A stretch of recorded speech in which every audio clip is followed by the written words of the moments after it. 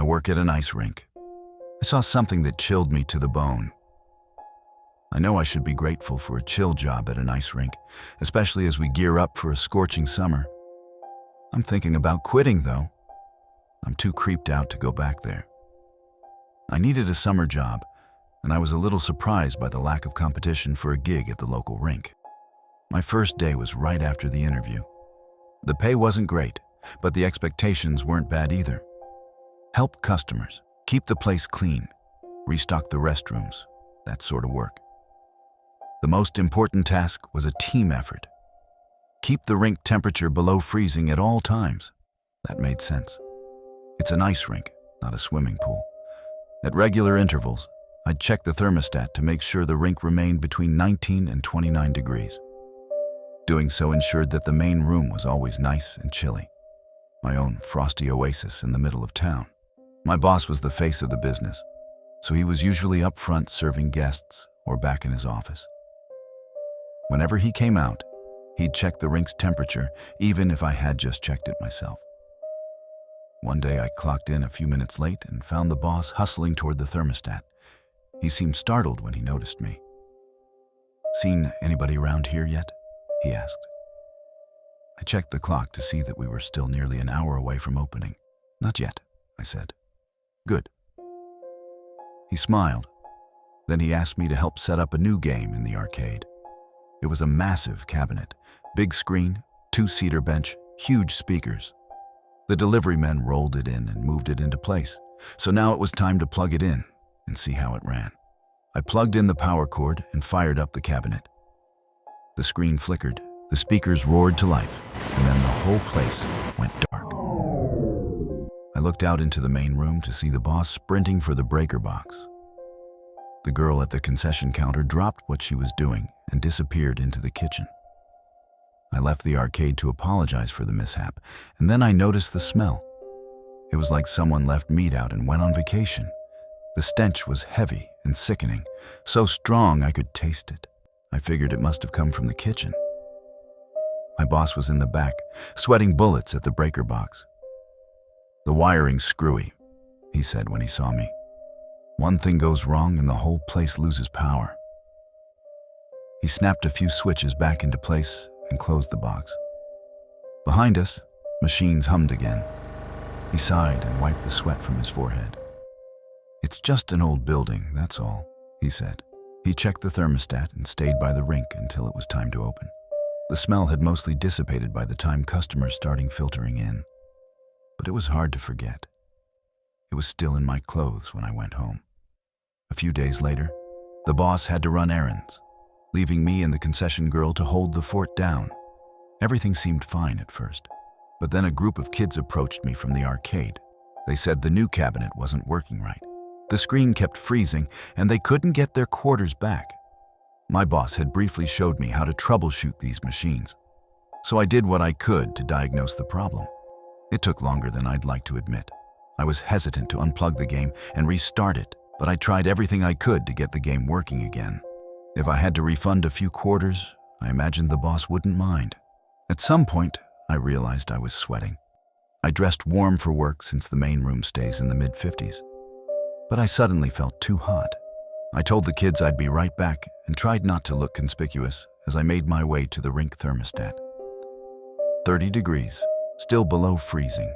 I returned to the arcade to realize that it was the air conditioner that was struggling. It was blazing hot outside, and our AC was fighting hard to keep the room cool. I finally got the game up and running, then ran by the concession counter for lunch. The late afternoon rush kicked in, and I was on my feet for hours. Without the boss up front, I was renting out skates, checking the restrooms, and doing my best to keep the new arcade game running. I didn't get a moment to catch my breath until closing time. I shut off the lights and flipped the front door sign from open to closed, then realized it had been hours since I checked the rink thermostat. I knew I had to take a look before I left for the night. 35 degrees. Not great, not terrible. I adjusted the target temperature and waited until the system started pumping more coolant beneath the ice. I headed back to the door, but stopped at the hallway to the restrooms. There was someone standing at the end of the hall.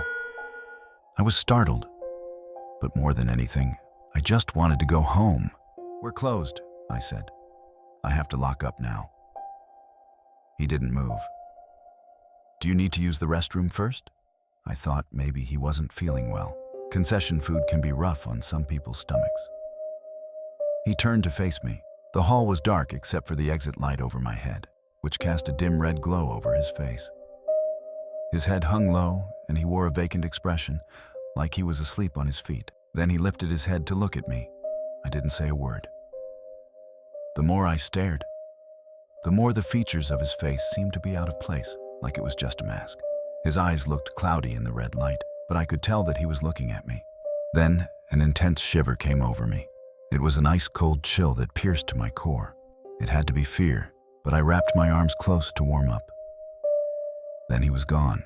I looked behind me, then back down the hall. There was no one there. I didn't stick around to check the restrooms. I got out of there as soon as I could. The next day, I told my boss about the man in the hall. He listened quietly and took a while before speaking. "What did he look like?" he asked. I described the lifeless face and the dull eyes, feeling a hint of a chill just recalling it. And he was dressed a little outdated. I thought about it. The man wore a suit, but maybe the lapels were a little too big. The pants flared a bit wide. That wasn't what concerned me at the time, though.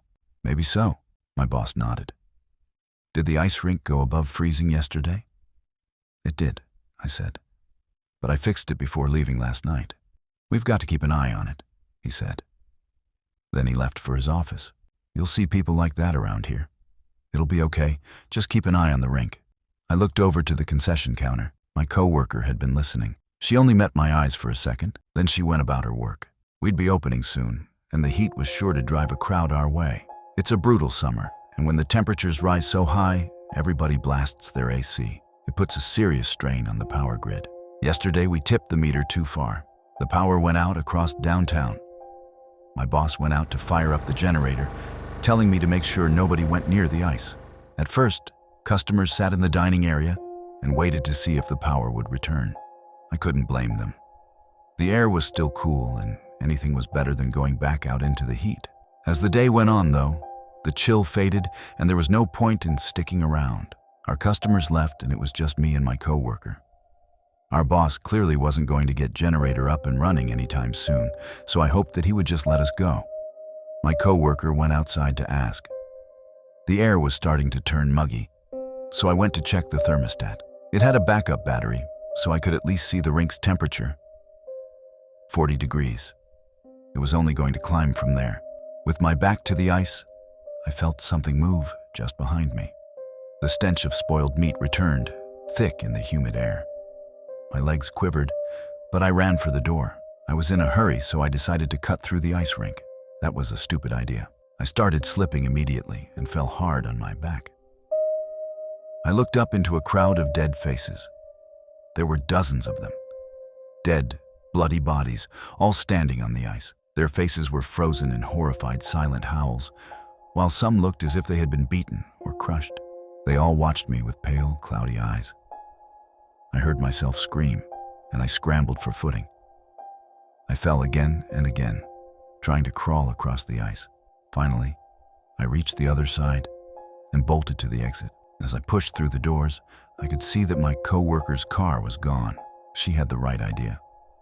I didn't stop to lock up. I took today off and called my boss to tell him what happened. He didn't question any of it. He seemed to know what was going on, so I asked for an explanation. "You know the gravel lot down the street?" he asked. "There used to be an office building there. It collapsed years ago when I was just a kid. A lot of people died." I had never heard the whole story before. Apparently, there were so many casualties, the local morgue was overwhelmed. They had to store bodies at the ice rink to keep them cool. They were there on the ice for days until they could be moved or identified. Now I understand what I saw. But that doesn't make it any better. I don't want to go to work tomorrow.